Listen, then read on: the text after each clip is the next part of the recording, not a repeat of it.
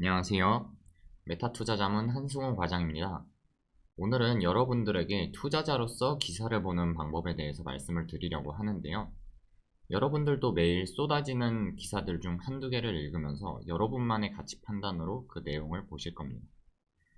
저는 오늘 투자자는 여러분들이 평소에 읽는 기사들을 어떻게 읽어야 하는지에 대해 말씀을 드릴 거예요. 기본적으로 투자자는 일반적인 신문 구독자와 다른 가치관을 가지고 읽어야 하는데요. 한마디로 요약하면 기사 속 내용이 기업의 수익을 말하느냐, 손해를 말하느냐입니다. 이걸 제외한 어떤 도덕적, 윤리적 가치관도 배제를 하셔야 한다는 점을 꼭 명심하셨으면 좋겠습니다. 몇 가지 기사를 보면서 한번 예시를 들어드릴 텐데요. 여기 보시면 삼성전자 노사 간의 협상 얘기가 나오는데요. 실제 기사를 보면은 그 조건으로 1,000만 원의 임금 인상, 그리고 영업이익에서 25%의 성과급을 지급할 것. 그래서 이 전부를 하면은 이제 평균 연봉으로 1억 8천 정도가 된다고 나오는데, 재계에서는 반대를 하죠. 이 기사에서 이제 제일 중요한 게 이 아래로 내려가 보시면 삼성전자 순이익이 6조가량 줄어들 것으로 예상된다고 나옵니다. 그러면 삼성전자 작년 순이익을 한번 보면 어떠냐면요. 26조거든요. 그리고 올해로 예상되는 게 40조인데 40조를 잡고 얘기를 해보겠습니다.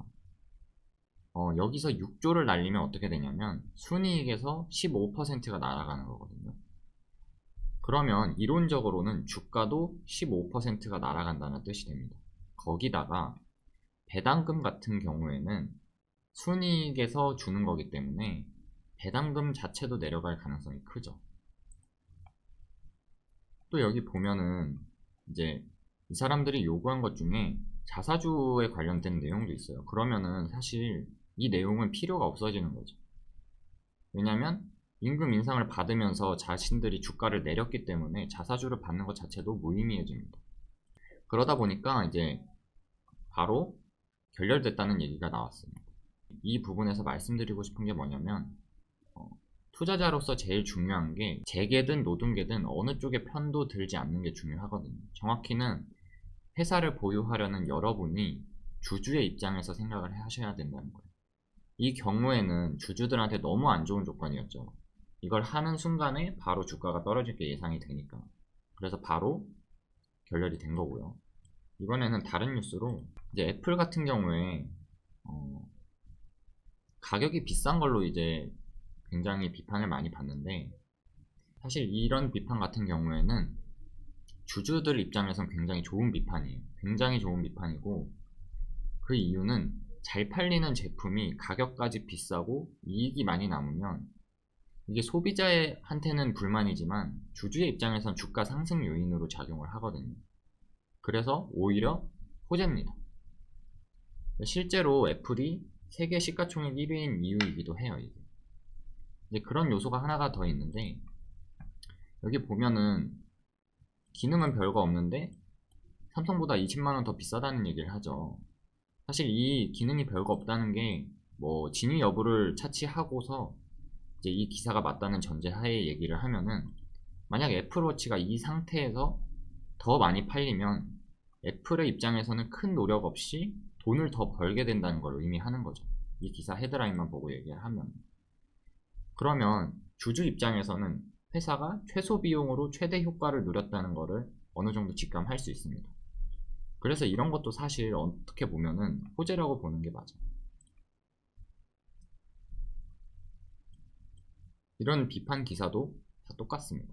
결국에는 애플에 대한 비판이긴 하지만 실제로는 판매량이 만약에 더 높게 나오면 호재인 거죠. 왜냐면 비용이 그만큼 덜 들어갔다는 얘기니까. 물론 이게 사실이라는 전제하에 그렇습니다. 다른 회사 얘기로는 이런 얘기도 있어요. 이제 넷플릭스 얘기인데, 넷플릭스가 이제 수익 배분을 오징어 게임에 대해서 오롯이 자기들이 다 가져가는 걸로 했죠. 대신에 돈을 자기들이 내는 거였고요. 이 망사용료 자체는 제가 차치를 하고 얘기를 하겠습니다.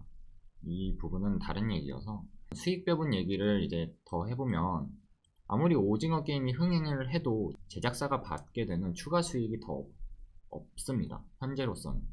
그 저작료를 전부 넷플릭스가 가져가는 구조인데, 이런 기사가 정말 좋을 수밖에 없는 게, 누가 돈을 버는지 내가 굳이 알아보지 않아도 되거든요.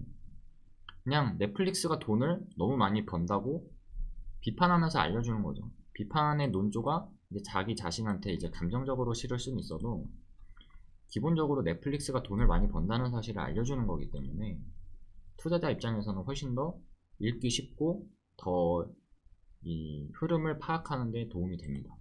삼성, 애플, 넷플릭스, 구글 이런 기업들이 전부 대부분 비판의 기사도 많고 반면에 이제 칭찬의 기사도 많습니다.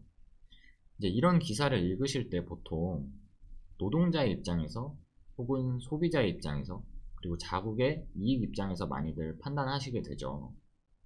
그래서 여러분들이 만약 주주가 될 각오를 하셨다면 그리고 하실 거라면 그 모든 입장들을 버리시고 주주의 입장에서 판단하는 연습을 하셔야 합니다. 주주의 입장에서 내년에 이 기업이 나한테 더 큰 이익을 벌어다 줄 수 있을지 없을지, 순이익이 증가하는지 없는지, 매출은 증가하는지 없는지, 이 단 하나의 이익이라는 물음에 대해서 여러분들이 내리는 답이 여러분들의 투자를 결정하는 겁니다. 기사를 보실 때는 꼭 이 점을 유념해서 보셨으면 좋겠습니다. 지금까지 한승훈 과장이었습니다.